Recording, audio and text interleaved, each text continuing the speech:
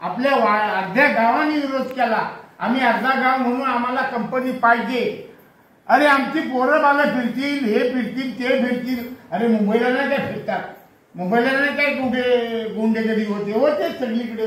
जिथे वस्ती वाढते, जिथे कारखाने होतात, जिथे उद्योगधंदे होतात, तिथे गुन्हे पण होतात आणि सगळंच काय होतं। जो आपल्या डोळे स्टॉपवर बोर्ड आहे तो वाचून बघा। मुख्यमंत्री ग्रामसडक, मुख्यमंत्री हे भास्कररावांच्या पक्षातले आहेत का? भास्करराव कुठल्या विरोधी पक्षाचे आमदार आहेत आता, सत्तारूढ पक्षाचे आमदार नाही। त्यामुळे अशा कल्पना आपण भुलून जाता का म्हणाय। माझा एक थोडक्यात एक अनुभव सांगतो। मी 2011 ते 2016 तुमच्या सर्वांच्या सहकार्याप्रमाणे या ग्रामपंचायतीमध्ये सरपंच होतो। भास्कररावांना पाहिजे तो उघड विचारू शकता।